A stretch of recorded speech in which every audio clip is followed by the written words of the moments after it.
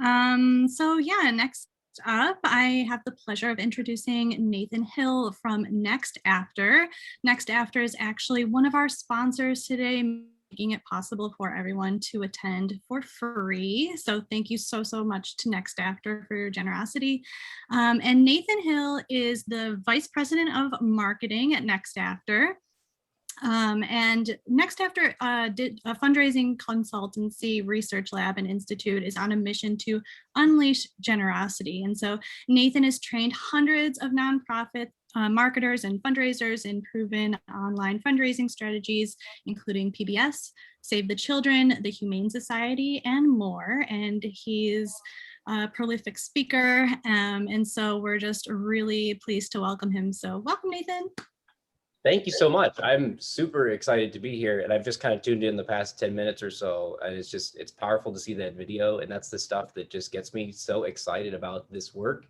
Even though oftentimes we're talking about how do we, optimize online fundraising, it's that type of work and that type of impact that just kind of keeps us going and fuels our mission. And so I'm super humbled and super grateful to be, a part of this summit and with you all today. And hopefully in a small way, I can help you take some next steps to grow some of your fundraising and your revenue so you can continue to make incredible impact on the world and on people. So give me a thumbs up if you can see my screen. I just want to make sure you can hear me okay. You can see everything. I'm going to pull up the chat so I can see all of your wonderful comments, hopefully throughout. And we're actually going to make use of the chat a little bit right here at the beginning. But yes, so excited to be with you today. And we're going to talk all about nonprofit value propositions, specifically 4 ways that you can help your donors and hopefully potential donors as well understand why they should give to you. Can I get a confirmation you can see my screen? Yeah. I see Amy says she can't. Nathan, I'm not seeing your screen just yet. Could you try resharing? Yes, let me try one more time. How's that? Any luck? Not yet. It looks like it's loading. There we go. Better? Perfect. Okay. There we go. Thanks, Nathan. Yeah, absolutely. Okay, so let's dive into it. We're going to talk all about nonprofit value proposition. And before we get into all the details of the 4 ways you can improve it and what it is and all that stuff, I want to start with a question. And the question is simply this: which one of these A/B test versions do you think is going to get a greater response? So I'm going to show you 3 different examples of A/B tests where we're really testing some different messaging ideas and copy and design and layout and all these different things. I'll show you 3 examples, and I want you to use the chat to tell me, do you think version A is going to get a greater response or version B is going to get a greater response? Make sense? Here we go. Let's start with the Facebook ad. This is version A of the Facebook ad. I'll read a little bit of this copy to you, so we'll read it out loud. You care for a child who needs an extra boost in everyday skills. If you're looking for free resources, I see Will already says B. You can't vote. You haven't seen B yet. Let's hang on. If you're looking for free resources that help a child you care for, in this free video series, you'll find 5 video lessons. When you sign up for the series, you'll get a series built on over 40 years of expertise. And the call to action is to sign up to get the video series. So that is version A. Let's look at version B, Mel, and who was that, Will, the one that you've already voted for. It looks like this. So pretty similar, but the copy is actually a little bit shorter, maybe a bit more succinct. When you have a teen or young adult with autism or intellectual disabilities in your care, we understand, we've been in your shoes. That's why we made this video series for you. Call to action: activate your free video series today. I think everyone is saying B. Let's look at them side by side so you get a nice comparison. Version A versus version B. I see someone's looking for a C option. It's just an A/B, just an A/B test. So get your votes in. Everyone loves the B option. Are you ready for the result? Version A versus version B. I'm going to give a little drum roll here. I'm not going to tell you yet. We're going to hold on to that vote for a little bit, and in about 3 to 4 minutes, we're going to come back and we're actually going to look at the result. Let's look at another example, a landing page. This is a landing page. So you come to this page, you land on this page, and you start reading about this potential free course that you could sign up for. Version A says, get the relationship that you really want with your teen, goes into some different bullet points about the course, and then you can sign up to activate my free course. Version B, learn to parent your teen in today's culture. And then you've got some different bullet points, then the same form, activate my free course. I see some people voting for A. Here's version A and version B side by side. Primarily, you see the difference in the headlines. There's some differences in the copy. I see a kind of a mix, more of a mix on this time. Some people, lots of people saying A, some people saying B. Again, I'm not going to show you the result quite yet. We will come back in just a couple minutes and look at it. Here is an instant donation page. If that terminology isn't familiar to you, an instant donation page is basically the confirmation page for something like this. So you fill out this sort of landing page in this form, you activate your free course, or maybe it's an ebook download, or maybe it's as simple as like a survey or a petition sign up. And the confirmation page, instead of being just simply, thank you, would you share this on Facebook? It actually pivots into a donation appeal with the form right on the page. So here's an example. This is from Alley Cat Allies. Thank you for being an advocate for cats who have no one else. This follows a petition sign up. And then it goes into a donation appeal. And it's pretty long. It's maybe really long. This is version A. It's a ton of copy. Jojo says it's too long. Jamie says, oh my. There's a donation form right on the page. Jojo says not A. Again, you haven't seen B yet, but let's look at B. Here's B. Are you ready? It's also really long, but it's a little bit shorter. It's a little bit shorter. So this is version B, the same core ideas being presented on the page. Let's look at them side by side, but there's really a difference in the copy length and the amount of depth that they're going into around why you should give. Version B uses less copy to articulate why you should give. Version A uses more copy. I see kind of a mix. I see someone says neither. Lots of people saying B. B. Some people are asking to enlarge the screen. We don't need to get into the weeds of the copy, so we're just kind of looking 30,000 foot view here. What is the difference between any of these versions? Now, let's actually jump back a little bit and think about a typical like donor funnel or a sales funnel looks something like this, where you might send an email to your subscribers, or maybe it's existing donors, or maybe you're renting a list or doing something like that, but you're reaching out, say, via email for this example, and you have a certain amount of people at the top that open your email.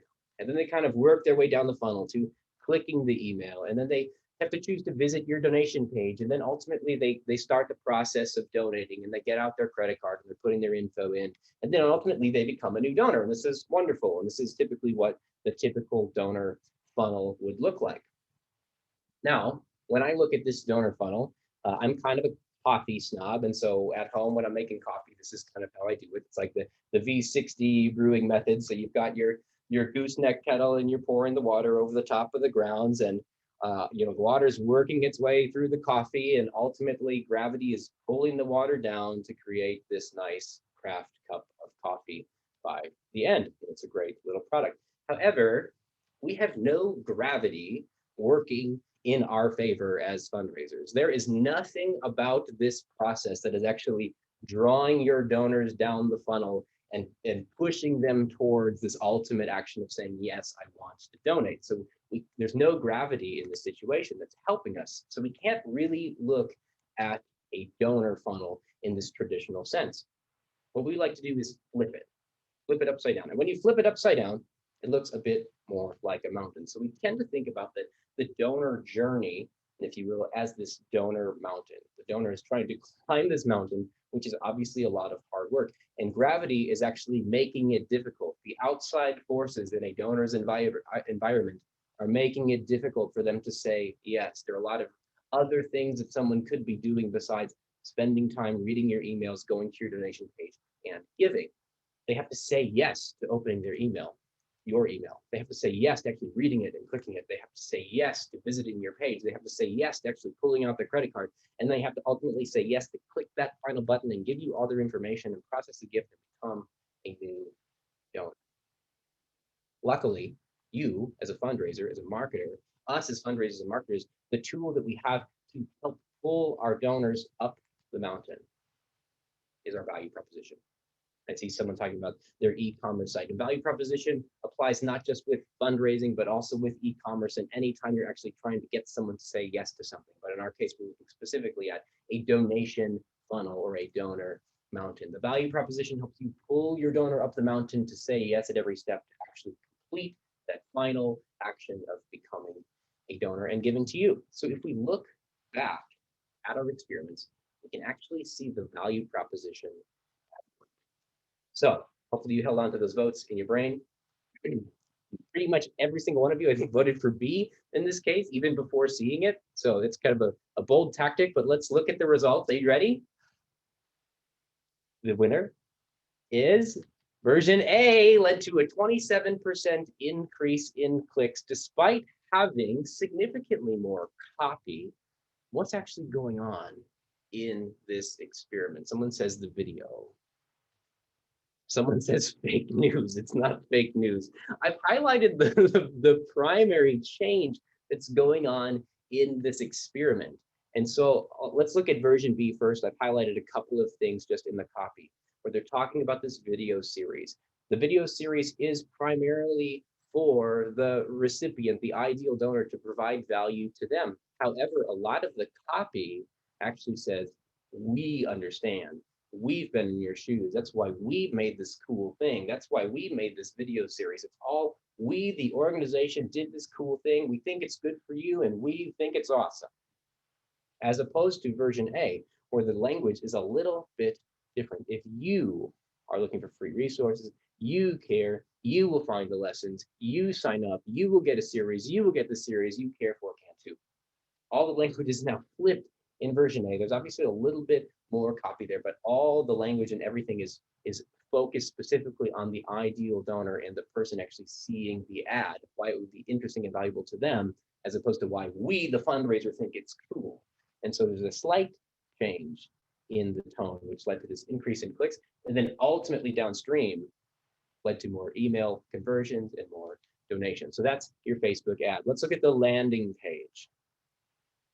I forget what people voted for here. I think most people actually said version A. And if you said version A, you would be correct. This led to a 46% increase in people signing up for this free course. And really, there's a few different changes going on in the copy to try to create this holistic, feeling of the copy and the focus and the appeal of the copy.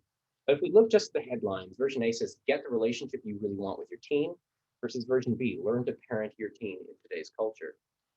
Now, both of those are getting at what the impact of the course is, but they're trying to really understand what's the motivation of someone seeing this landing page. Is the goal just to learn to be a better parent to your teen? Or is the goal to get the relationship with your kid? What's the ultimate outcome? What's kind of like the heartstrings you're trying to impact? What's the ultimate motivation? It's probably not just to have a chip on your shoulder and say, I'm a better parent because I took this course. It's I want a relationship with my kid, and I want a deeper relationship. I don't have that.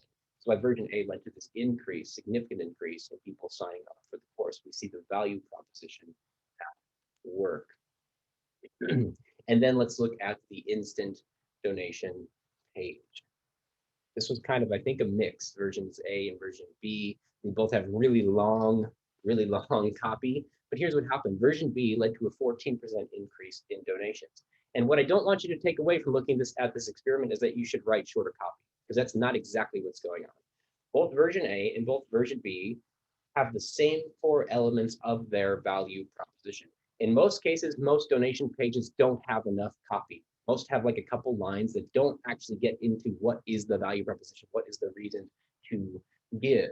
In this case, they started with a really long form that really got into the details, but they actually made it more clear by being more succinct with their copy without actually losing any of the core elements of the value proposition. So by being more succinct, they were more clear, and it led to this increase in donations. This is the power of the value proposition and some of the complexities of articulating the value proposition.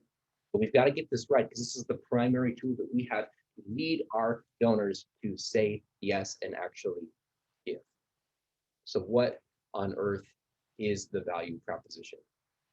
Before we define what it is, I think it's just as important to define what it is not, because when you hear the word value proposition, you probably have a bunch of ideas that come to mind as to what it actually is. Maybe something like your mission statement runs through your head, or you've gone through other training about what a value proposition is or isn't, but let's define it for our context.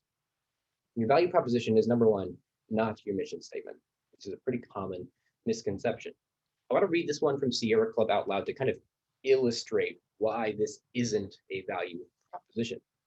It says, to explore, enjoy, and protect the planet, practice and promote the responsible use of Earth's ecosystems and resources, to educate and enlist humanity to protect and restore the quality of the natural and human environment, and to use all lawful means to carry out those objectives. This is their mission statement. It's critical, it's important, but it's not framed for the donor. This is framed for the organization. This is framed for the fundraiser. It's framed for the marketer. It's framed for the board and the executives who are making strategic decisions about what should Sierra Club be doing? What should they be investing in? What types of roles should they be hiring in order to grow their impact? It's an important statement that is kind of the guiding light, if you will, of where they should be going as an organization. So they all stay aligned and on the same path. However, this is not a donor focused type of statement. It's written for the organization, not for the donor. Your value proposition is also not an incentive. So this is a screenshot of the donation page for KERA, which is the local PBS station in the Dallas area, which is where I'm from. But you see on this page, there's a little bit of copy, and then you have several different incentives. And so when I look at this page, I'm actually starting to get out of the giving mindset, and I'm actually looking at, okay, if I give 20 bucks a month, then I'm going to get an umbrella back with the KERA logo on it. And I might actually think that, you know, I could go order a custom printed umbrella with the KERA logo on it for a lot cheaper than 20 bucks a month, and probably end up having it on my doorstep sooner than I would if I actually ordered it through KERA. So I get into this transactional mindset where I'm actually thinking less about what's the impact I can make through a gift, and I'm thinking more about what can I get for me? What's the return that I get for my investment? An incentive can be a really, really powerful tool to help someone understand why they should give now as opposed to later. It can be a tool to help someone understand why they should maybe give at a higher level. But an incentive in and of itself is not a reason to give. It's not the core reason why someone would support your organization. Again, there's a place for these, but it's not the value proposition. We would define the value proposition as this. It's the answer to this critical question.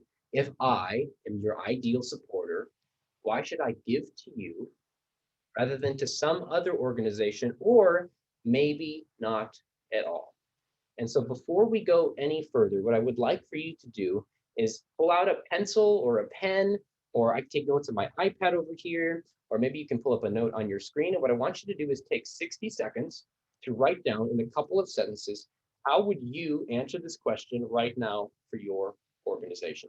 So 60 seconds starts now. If I am your ideal supporter, why should I donate to you rather than another organization or at all?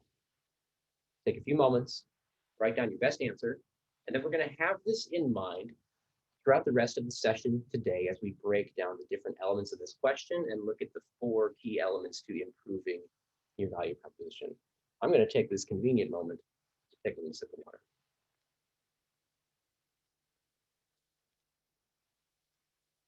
And you can let me know in the chat too. You can say, I'm ready to go when you're ready to go. I'll watch the clock here. We'll do about 30 more seconds here.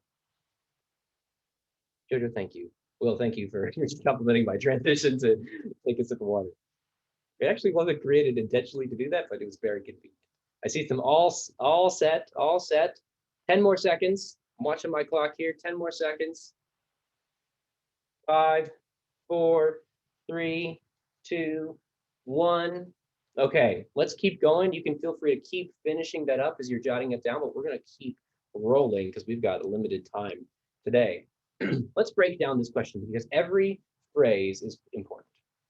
We're going to start at the very beginning. It says, if I, who is I? The answer to this question needs to be framed not in the mind of you, the fundraiser, or you, the marketer, or you, the board member, or whoever you are at the organization.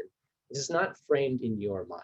You bring a lot of information to the table already. You have literally given your career and your job, so a significant portion of your time and your livelihood to this cause and to the organization that you work with. So you obviously bring a lot of information and knowledge to the table that your donors don't have. especially a new donor. So we have to frame the answer to this question in the mind of the donor. Everything must be framed in the mind of the donor. We have to have empathy to understand where are our donors at? What do they understand as they've come to our donation page? What information do they not know yet that maybe they need to know to understand why it's important to give? We have to frame our answer to this question in their mind. And what's interesting as well is that the value proposition is the final conclusion that someone draws from the whole giving experience, not just from like an isolated couple of sentences in an email or on your page. But if I were to give to you and give to your nonprofit, to your charity, to your organization, and then maybe a week later, a family member or a friend says, "Hey, I know you gave to this organization. Why'd you give to them?" I'm likely not going to go articulate all the words that are on your donation page. I'm likely not going to rattle off a bunch of stats. I'm certainly not going to talk about, I gave because of their efficiency metrics or something like that, because 92% of every donation goes to programs and only 8% goes to overhead. I'm not going to talk about any of that stuff. You have painted a picture in my brain through the email that you've sent or the ad that you've shown me, through my entire experience with you, through the copy and the design of your page that is fostering an ultimate conclusion and painting a picture in my brain of why I should give. So we have to understand that the value proposition is not isolated to a specific page or a specific email or a specific ad or a specific conversation. It's holistic in someone's experience with you. So we need to understand that as we craft our pages and our fundraising programs and campaigns. Number 3, why should I donate to you rather than some other organization? We tend to think that there's not competition in the nonprofit space, or at least some of us do. But in reality, donors don't necessarily see it like that. Someone who is coming to your page to give to you is comparing and contrasting your organization to others. Now, there's a couple ways that this might happen. Number 1, someone might be giving to you, but also thinking about all the other organizations that are impacting the same type of cause, but maybe in a different way. And they're wondering, why is my donation better invested here than through another organization impacting a similar cause, or the same cause, but maybe just from a different angle? So why should I give to you rather than this similar organization? And at the same time, if I have a limited amount of money to give, say I'm going to give $100 today, but I have several different causes that I care about. Maybe I care about, environmental and conservation type of causes, and then I also care about like some social justice causes over here. And so I have maybe 5 or 6 organizations that I really like and often support, but my dollars are limited. Why should I give to your organization over here in this vertical rather than another organization over here impacting a different cause? So donors have limited capacities in many cases to give, and they're trying to understand, where is my gift best invested? So we have to understand that and set our organization apart in our copy and in our messaging to be exclusive. We'll talk about that a little bit more in a few minutes. Number 4, this last little phrase, why should I give to you rather than some other organization or at all? Because no one has to give to you. In fact, if you're looking at your donation page, like conversion metrics, probably if your donation page is pretty solid, you're getting maybe a 20 to 25% conversion rate, which would actually be like really, really good comparatively, which means that the majority of people coming to your page considering giving are not, which is kind of our failure as fundraisers, in some cases, to articulate an effective value proposition. But our value proposition has to inspire action against the distractions of life as a whole. It has to overcome gravity, as we talked about when we talked about the donor mountain versus the donor funnel. Because if I'm sitting down to give a gift, maybe I got an email that kind of interrupted my day. I'm wondering, why should I continue in this giving process rather than go back to trying to get to inbox 0 because I've got like 56 unread messages in my inbox that I need to get to? Why should I continue giving to you rather than like go play with my kids in the other room who are screaming and jumping off the couch? Or why should I give to you rather than go start working on dinner for my family so we can eat at a reasonable time? That's where we're at in this stage of life with some young kids. But we have to inspire action against the distraction of life as a whole, because no one has to give to you. Number 5, this question can actually be asked and can occur at almost any time in the donation process. So if we look back at our donor mountain, at every single step, you have to get someone to say yes to opening and yes to clicking and yes to coming to your page. And the value proposition is at play at every step. There is friction, there is cost associated with clicking an email or with reading a page. Why should I click your email rather than go back and continue to try to clean up my inbox because it's a mess? The value proposition has to outweigh those concerns and those elements of friction in order to get someone to say yes. If these things are out of balance, then someone is going to say no and not continue. So our value proposition has to be strong enough to overcome concerns, disbelief, friction, and anxiety in the donation process. So leads us to then number 6. If I'm your ideal supporter, this might occur several times throughout a piece of marketing. Why should I read the copy rather than hit the back button? Why should I click the email rather than go back to my main inbox and keep moving? Why shouldn't I just mark you, as archived or read and just continue on? Why should I get out my credit card rather than go back to work or whatever else we're doing before? It happens over and over and over and over again. So what I want to do next, and where I want to spend the remainder of our time, is really focused on how do we address all the components of this value proposition question using 4 key elements to improve our value proposition and lead to more donors saying yes. Here's where we're going to start. We're going to start with the appeal. Appeal is element number 1. It really answers this question of how badly do I, the donor, the potential donor, how badly do I want what you're offering? Now, this could apply if you're trying to get someone to sign up for your email newsletter. This could apply if you're trying to get someone to sign up for a free course, like in those experiments we looked at, or maybe download a free ebook. Anytime you're asking someone to do something, they're asking this question: how badly do I want this? And especially in the case of giving and donating, how badly do I want to support this cause? How badly do I want to support this cause in the way that you are trying to impact this cause? This is the appeal, and this is what we have to really get right to align with our donors' motivations. Let's look at a really interesting experiment. I love this experiment because I think it's a great example illustrating how complex the appeal can be, because there are so many different angles that you could use to write your copy and to craft your messaging.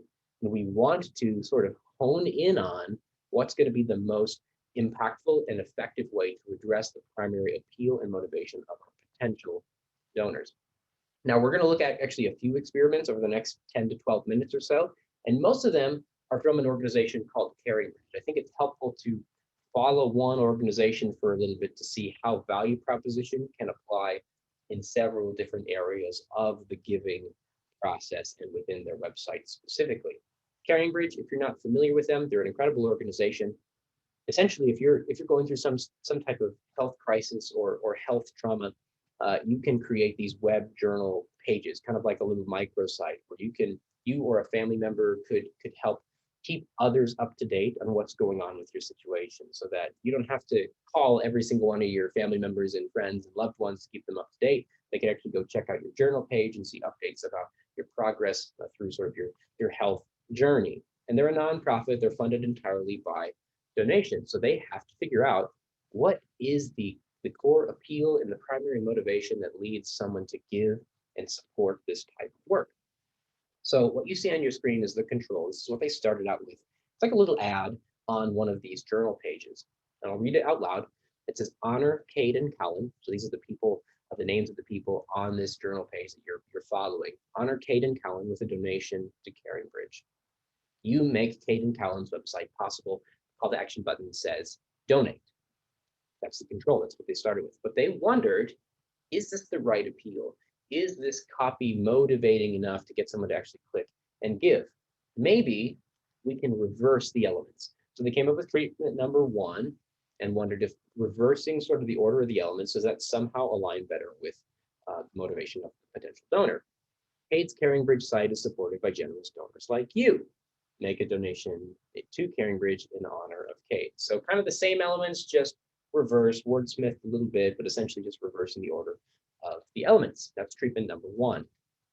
Treatment number 2 is a little different.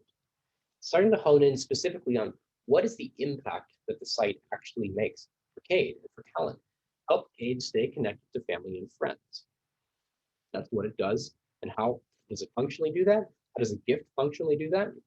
Make a donation to CaringBridge to keep Cade's site up and running. So this is focused on what's the impact of this gift. It's going to keep the site running so they can stay connected. A little bit different than the control in treatment number 1, a different idea of how you might frame the copy. Treatment number 3, show your love and support for Cade. Make a donation to CaringBridge to keep Cade's site up and running. This is more focused on the emotional angle. So you still have some of the tangibility in that kind of like sub copy. You're going to keep Cade's site up and running. But what does it do? What does it do for Cade? It helps show love and support. This is maybe the real reason that I'm here on this page in the first place, is because I love Cade and I want them to, I care about Cade and I want to know what's going on and show my care for Cade. And if I give, now it's another way that I can actually show my support. So these are all 4 different legitimate ideas as to how you could craft the appeal. Are you ready to see the result? Here's what they found. Treatment number 1 led to a 6% increase in donations. If you know anything about A/B testing, maybe if you've taken our course on A/B testing or something like that, you might be familiar with the term like level of confidence or statistical level of confidence. So they saw this 6% increase in donations, but it didn't quite reach the level of confidence they were looking for to be confident that they're going to see the same result over time. So it's a lift, but not quite at the confidence level they wanted. Treatment number 2 was a tiny lift, a 1% increase in people donating, but again, not quite the level of confidence they would want to know that this is going to be a result they see over time. Treatment number 3 led to a 67% increase in donations, tapping into the emotional angle while still having some of the tangibility of the impact that the donation is going to make, led to this major increase in donations. And what I think is so interesting about this experiment, and hopefully you do too, is that there was nearly no difference in clicks between any of these versions of the ad. So treatment 1 versus treatment 2 versus treatment 3, they're not sending more people to the donation page. What's happening is the copy, the messaging in the ad aligns more with the motivation of the potential donor. And so this kind of goes back to this idea that your value proposition doesn't live in isolation on a page or in an ad. The way someone interacts with you over here towards the top of the funnel or the bottom of the mountain, if you will, impacts how someone is going to perceive your value proposition and your copy and your messaging and your pages over time and throughout their experience with you. So we've got to get this appeal right. And the only way that you can really do that is to test it to see what aligns best with the motivations of your donors. Love this example. I'm glad you do too, Ashley. I think it's really powerful and just really thought-provoking. Let's jump into element number 2, exclusivity. Can I get this somewhere else? Or can I make this type of impact somewhere else, or maybe anywhere else? Again, this goes back to this idea of some comparing and contrasting that's going on from donors considering giving to you. Why would I give to you rather than a similar organization, or maybe a totally different organization that I care equally about? What's the value of giving to you rather than someone else? This is an interesting example. To me, it is, and it's from CaringBridge as well, so we're following the same sort of path. Here's version A. I'll read it out loud for you. It says, make a wonderful tribute donation. And then the copy below, honor Deborah with a tribute donation, help CaringBridge connect people with love and support when they need it most. Then you can say, I'll help now, add your message. Version B, what they tested was this. It says, honor Deborah with your tribute donation. Make a gift to CaringBridge in honor of Deborah to make sure the website that brings them joy on a daily basis stays up and running this holiday season. And I want to highlight a couple of things for you that are different between these 2 examples. Number 1, version B jumps into right away in the headline saying who you're going to honor with this donation, honoring Deborah.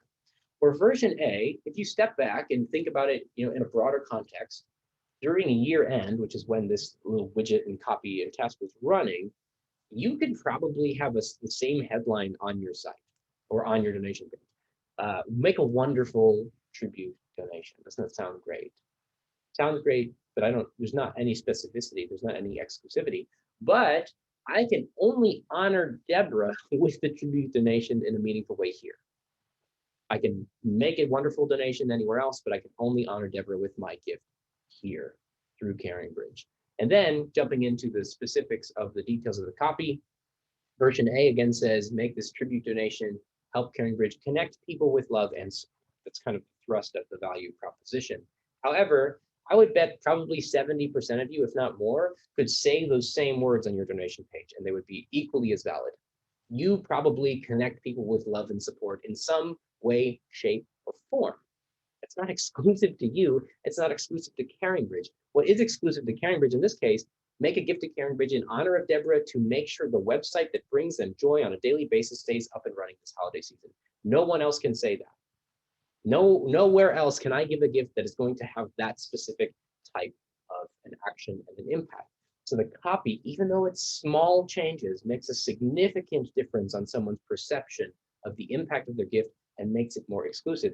And it led to an 86% increase in donations, which is pretty powerful. We've got to make our value proposition and our reasons to give exclusive to us and to our organization so we can set ourselves apart as unique. Number 3, let's talk a little bit about clarity, because you have a great appeal and you can be really exclusive in what you do and how you can make an impact. But if you don't communicate clearly, then people are going to miss it. That's pretty straightforward, but it's such an easy trap to fall into. How quickly and how easily do I, your ideal donor, understand what you're actually saying? This has implications for copy. It has implications for design. And let's look at design. This is kind of outside of the context of a donation, but I think it might be helpful to see how this plays out in lots of different contexts. So again, this is Caring Bridge, sticking with the same theme here, so you can kind of track along. They have really 3 main calls to action going on the website. You can visit a friend or family member's website, so you can search for it and find it. You can start your own site, or you can donate. And I think in this case, in the control, the donate option is like buried in the little hamburger menu at the top. So this is the control. You've got some of these different calls to action presented on the page. You might look at it and feel like, I don't know exactly what you want me to do. There's a bunch of different things going on here. I'm not sure where to go first. So what they did was they designed this different treatment of their homepage here, where you come to this page and it says personal protected sites for every health journey.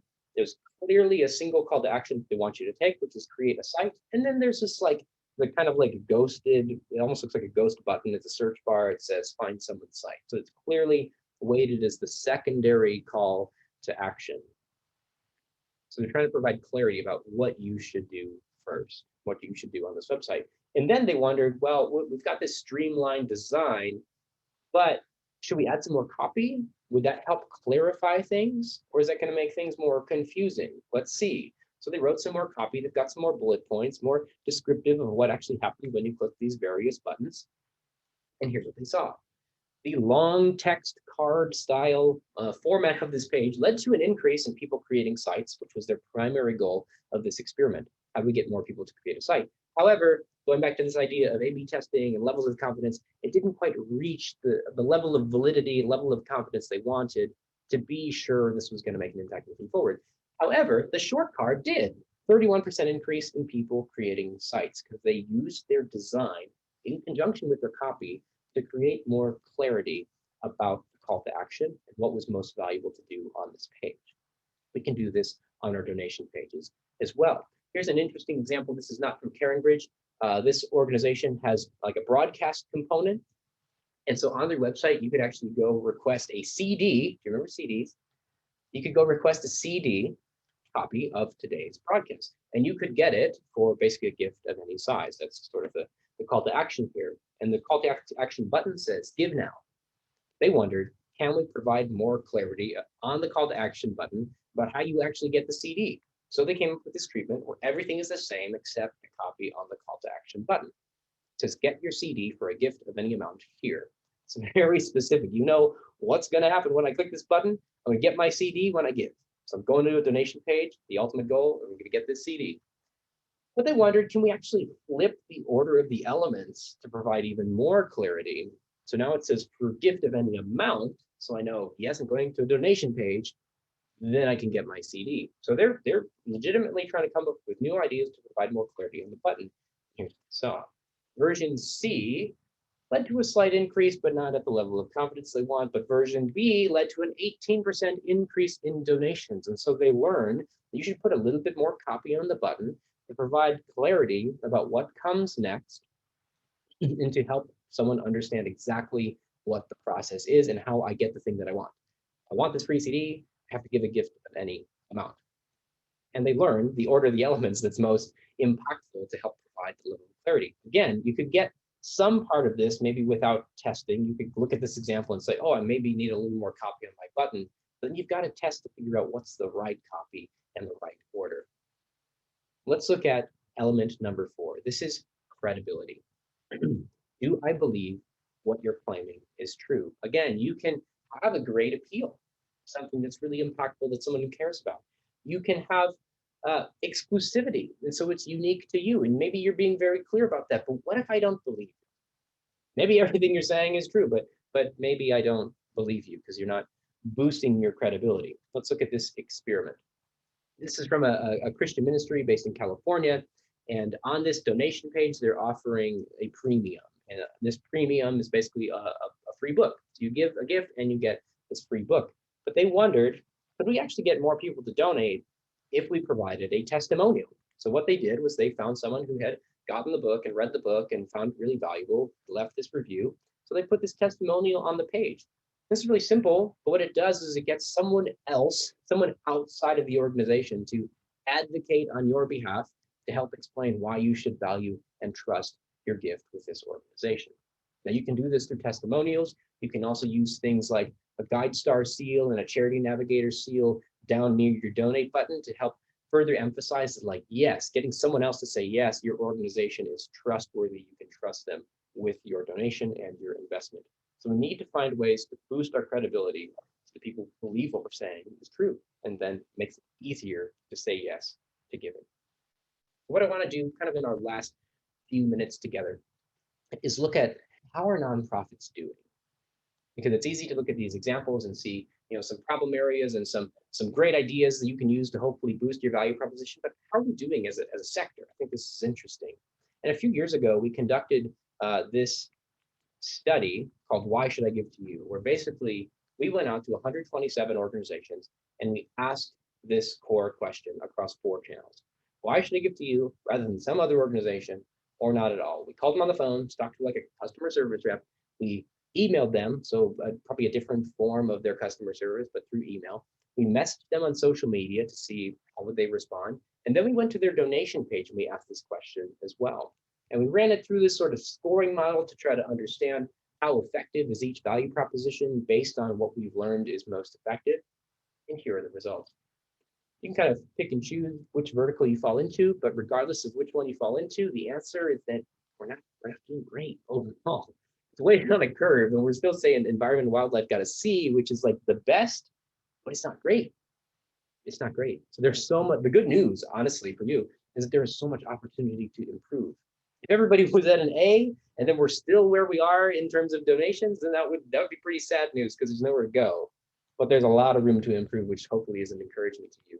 When we look at these different channels, website versus email versus phone versus social media had the lowest scores. Most typically, we put like the lowest paid person on the totem pole on social media and have them go run it, which if they don't have the tools and the resources to really communicate your value proposition effectively, you're going to have low scores.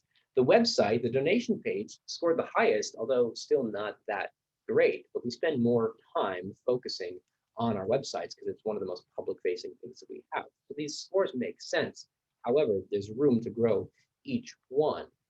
When we looked at social media responses, about a third of organizations just didn't reply. They just didn't send us a message. And the ones that did, it took some time. So after a full week, 36% of organizations still had not responded. And then again, after a full month of monitoring our social media inbox, a third of organizations ignored us. From those that we did receive responses from, here's an interesting one. Again, we asked just the same question. Hey, I'm looking at donating. Why should I give to you rather than some other organization, or maybe not at all?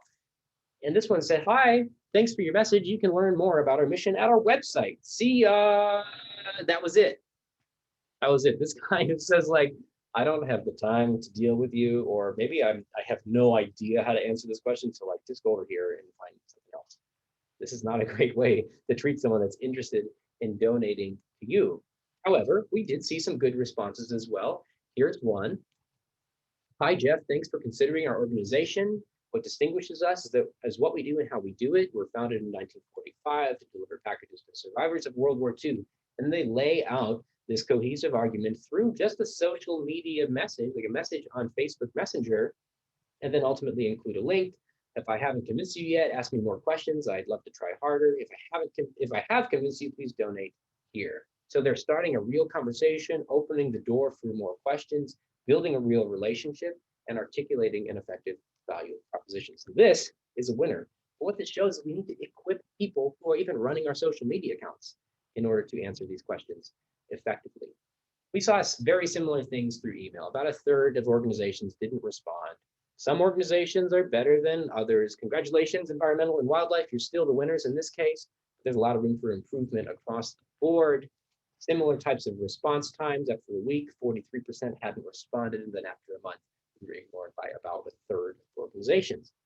We saw some varying types of responses. We saw this one that says, hey, thanks for contacting us. We don't ask for donations, so the decision is up to you. There's no appeal, there's no exclusivity, there's no credibility, there's no clarity. Why would I give? You don't really want me to give, so I'm probably not going to. So that's not great. How about this one? This one is really interesting. And I think a great example for us as we think about how do we treat donors, especially ones that are coming in through a customer service type of format. Let's highlight a couple of things. There's so many great charities out there. There's 3 very important attributes that our organization has that others cannot match. So starting with this exclusivity idea, what makes us different, and recognizing that there's other great options. And then they go into some of the history. 100-year history, 16 million living alumni, 4,000 clubs, we serve 4 million children, which is helping them boost their credibility, because now I understand the reach and the scope of the impact of this organization, and it's providing more clarity about the people that I can actually reach with a gift and where my gift goes. After that, they start to get into sort of the heartstrings of the matter. What it does, what a gift would do is provide a safe place to go after school, helps increase academic success, promote healthy lifestyles, grows a person of character who believes in supporting their community. This is the stuff that I care about. This is the appeal. This is the more like emotional thing. I can give and I trust you, but this is the impact that I want to make. They're addressing the appeal and then sort of bookending this basically at the front and the back with exclusivity. Hope this has given you a broad overview of what makes us different. So consider this, using those 4 elements, even something as simple as a customer service type of conversation with inbound people asking you about giving. What about donation pages? That's what we've been talking most about today. Here's some of the things that we saw. Meeting the most pressing needs. The children, families, and communities you help with the donation have varying needs and concerns. Help us meet those needs as they develop and change. You could probably copy and paste this copy onto your donation page, and it would make just as much sense for your organization as it does for this one. Who are the people? What are their needs? What does my donation actually do? I don't know. Can you please provide more clarity? We also saw one like this. Whatever your why, thank you. Kind of like a choose your own adventure of why you should give, or maybe worse, if it's like we don't know why you would give. We're so grateful you do, but we don't know why. But please give. Neither of those are helpful. Neither of those are really leading someone to say yes. So this is kind of the stage of where we're at. There's a lot of room for growth. And then again, you can do everything right, but there's some things that can undo all of your good work in your value proposition like this. I'm going to read this out loud. So take a deep breath with me. It says, fraud alert. A person identifying himself as blankety blank has attempted to defraud individuals by claiming an affiliation with their organization. This person does not have an affiliation with us or any other entity, agency. Please click the donate button only one time. Do not click back or refresh on your browser. Any of these actions may result in your credit card being charged more than once. And now I was ready to give. And then I've read this and I'm saying, I'm going to be defrauded. And then I'm also going to get charged multiple times. Like, I have no trust in what is going to come next, so I'm out. So this is a clear example of how we can do so much good work with our value proposition, but sometimes there are things that create so much concern and friction and anxiety on our pages that could lead someone to say no. So we have to be aware of those things. We're increasing the weight and strength of our value proposition while reducing the strength of concerns and anxiety. I'll leave you with this, a way to score your own value proposition, to think about these different elements as you read that statement back that you wrote at the beginning. How badly does someone want to give to what you wrote down? Is there no interest, or does your ideal donor have high interest in that? Exclusivity, where else can someone make this type of an impact? Can they make the impact that you wrote down anywhere, or is it only exclusively through you? Does it take your ideal donor a little bit of time to figure out, like, okay, I think I get what they're saying. I think I know what I'm giving to, or is there an instant understanding? Yes, I want this. I understand it. I'd love to give to this. And then credibility. Do I believe you? Are the claims you're making, even though they're true, are they believable? Are they easy to believe? If so, awesome. But you might need some other stats or other evidentials or other credibility boosters to help someone trust what you're saying. So to help you kind of codify some of this stuff, look deeper into some of the research, and understand these 4 different elements, you can go get this study for free on our website, nextafter.com/VP, stands for value proposition. Go to nextafter.com/VP. You can grab this study for free that will talk about these 4 different elements and show some additional research as well. And if I can leave you with one thing today, there's a lot we've covered, a lot of experiments, a lot of different ideas. When you're writing your next email, you're writing your next ad campaign, you're having your next conversation with a donor, you're working on copy for your donation page, just ask yourself this question. If you're going to ask one question, ask this: have I clearly explained why a donor should give? Just step back and ask that simple question. Maybe you need to go have someone else at your organization read the copy that you wrote to ask this question. Have I clearly explained why a donor should give? If there's not a clear answer, then you probably need to go back and do a little bit of work.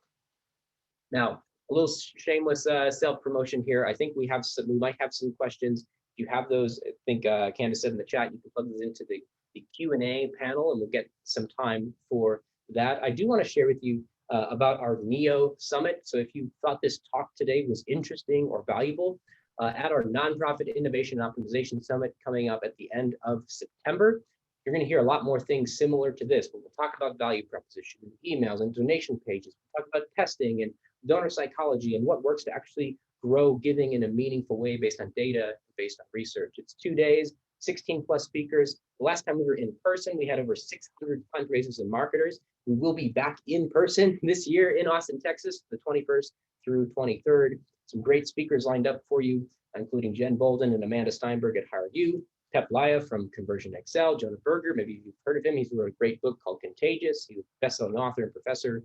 Will Reynolds from Seer Interactive and SEO Wiz, and a bunch of other awesome speakers that most of which you probably won't find around the typical nonprofit event, because what we like to do is go to some of the best for-profit events, find some really cutting-edge thinkers in the for-profit space that have ideas that can impact and maybe transform your fundraising. So you can go check that out at niosummit.com.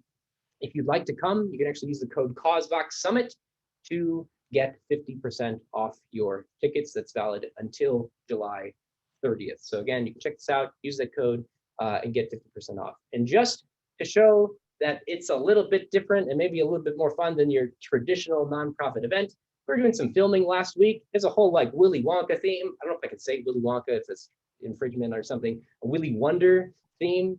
So it's gonna be a blast, featuring some fun characters like Violet Robot, Veruca Brat, Augustus Scoop, and Mikey Bang Bang as they go on a tour of the fundraising factory and learn some of the things that you should and definitely shouldn't do to try to grow your fundraising. So again, check it out, niosummit.com.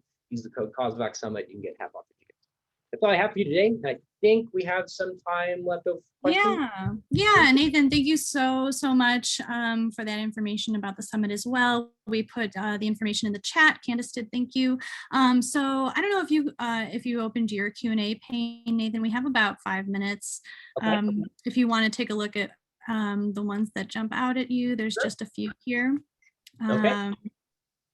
Let's see. We've got a question that says, which treatment do you advise nonprofits to use? That's probably from the very beginning. So I think we answered that one as we came back and we looked at the results. Oh yeah, I see the emotional version is the best.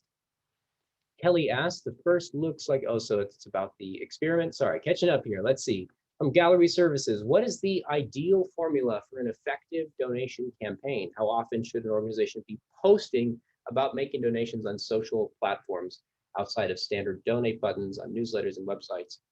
Uh, you know, um, Typically, as we're thinking about fundraising and online fundraising, we often don't go to organic social media campaigns as our first go-to source. What we see is the most effective channel with the highest likelihood of converting into a donor and into a donation is email. Now, we often use paid social media, like paid Facebook advertising, to lead someone to sign up for a free course, like you saw in some examples, or sign up for an ebook, or somehow capture their email, and then we lead into that instant donation page as a way to acquire a donor right away. But even the ones that you don't acquire through that type of a strategy, they're now on your email list, and you can nurture them and you can cultivate them, and then ultimately, hopefully, lead them to a donation down the road. Again, the email list is what we find to be one of the best indicators of your ability to raise money online, both the size of it and the quality of it. So if we can focus there first, how do we provide meaningful, valuable content to someone to get them to engage with us via email, then we have a high likelihood of actually converting them into a donor. Hopefully that's helpful. Question from Anna. These are fantastic ideas. However, a lot of organizations do not have the power to implement the tools for marketing donations. Do you have any recommendations of tools or resources to implement these strategies? Most of the examples that I showed today are using kind of the same core tool set. Granted, we like to remain pretty tool agnostic. You can pretty much run these types of campaigns and types of strategies on most tools, however, not all tools. One thing that we often use for like landing pages specifically is Unbounce, because it's going to turn you, the fundraiser, into a developer. And you don't have to become a developer, but it kind of gives you the tools and the resources and the power to build some really interesting and effective landing pages without having to go use a developer or IT resources or go hire someone to work on your page. And then I would encourage you for your donation page to use a tool that gives you the flexibility to change your copy, to adjust the layouts of your page to kind of align with what we would look at as our ideal donation page template. We've got more about that on our website that you can check out as well. But you can kind of work within a lot of different tool sets. And if you're trying to run A/B testing, the best tool for you to go to for testing on your website specifically is Google Optimize. It's free, it integrates with Google Analytics, it's fairly easy to set up, and it's incredibly powerful for you to change different elements on your page, run your split test, and actually see some results. Awesome. Yeah, I think we had one other question about what an ideal subject line would be for email. If you want to speak to that one too. Sure. I could spend a long time talking about that one. I've got a whole session about email subject lines specifically. So feel free to check that out on our website, nextafter.com. You can find some resources there, including a worksheet that walks you through like 5 different elements you can use in your subject lines. But really quickly, the subject line is one of the primary things someone looks at to determine whether or not to open your email. You can do some things like adding a little bit of mystery into your subject line. So you don't give away the final call to action, but you give someone just enough of a reason to click and find out more, and kind of give yourself the opportunity to explain why you should take a certain action using your copy. So add a little mystery, make sure it's personalized, make sure it's authentic. Those are some key ideas there. Awesome, wonderful. Yeah, so I think that one Google reference, Google Optimize, right? That was what you mentioned. Yep. And I think we'll type that in the chat in just a moment. Any other resources, Nathan, that you can direct us to, any services that NextAfter has that we should be looking into besides the summit? If you want to dive really deep, specifically on this topic, or on how to use Facebook and Facebook advertising to grow your giving, or you want to figure out how to optimize your emails, we have a lot of certification courses available on our website. If you actually go to courses.nextafter.com, there's a few free certification courses that are available right now that you can check out. One related to email fundraising optimization, one related to how do you improve your donation pages, and the other is kind of an intro to optimization for your fundraising as a whole. So check that out. There's some free courses available to you. You can go really, really deep. Perfect. Thank you so much. Thank you, Nathan. Absolutely. Thank you all so much. This is a blast. Yeah, so awesome to have you. So insightful. I loved every moment of this. This was so much fun. I actually saw, before you go, one last question. So is your NIO summit in person or virtual or both this year? It is in person. It's in person. We're trying to keep an eye on, new COVID restrictions. I know there's some concerns about Delta variant and all that stuff. I don't fully understand it, but we're trying to keep an eye on that. We will be back in person. That is our plan. However, if you don't feel comfortable to come in person, we will have a live stream component as well. We'll have more details about that later, like September 1st-ish. But right now we're selling in-person tickets. We'd love to see you in person because it's totally different than the Zoom rooms that we've been stuck in for a year and a half. Yeah, of course. And we'll try to make it. Our CO is Rob is in Austin now. So Oh, okay, awesome. see if we can come down there. Well, Well, thank you so much, Nathan. This was so cool.